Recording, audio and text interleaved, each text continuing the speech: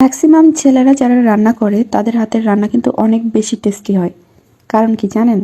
কারণ হচ্ছে আমরা মেয়েরা যখন রান্না করতে যাই মোটামুটি রেগুলার রান্না করি, রান্নার উপর অনেক সময় বিরক্ত হয়ে যায়, অতিষ্ঠ হয়ে যায়। কিন্তু ছেলেরা কি করে, রান্না করতে যায় মাসে একবার হয়তো বা 2 বার, শখের বসে। আমি শেফদের কথা বলছি না, রেস্টুরেন্টের শেফদের কথাই আলাদা। হঠাৎ করে শখের বসে রান্না করা সেটার কথা আলাদা। তো হঠাৎ করে যারা রান্না করতে যায় শখের বসে, যেমন আমার ভাই আর রান্না করতে গেছে, সে বিশেষ করে আমার জন্যই রান্না করতে গেছে। বললো যে আপু তোমাকে আজকে আমি বিরিয়ানি রান্না করে খাওয়াবো। তো চিকেন বিরিয়ানি সে রান্না করতেছে।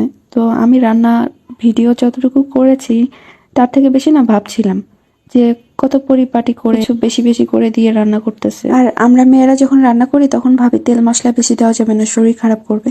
যাই হোক, আমি একটা লক্ষ্মী ভাই পেয়েছি যে কিনা রান্না করে নিয়ে এসে নিজ হাতে আমাকে খাইয়ে দিয়েছে। কি আপনার ভাই অথবা বোন আপনাকে কখনো রান্না করে খাইয়েছে? কমেন্টে জানাবেন। আল্লাহ হাফেজ।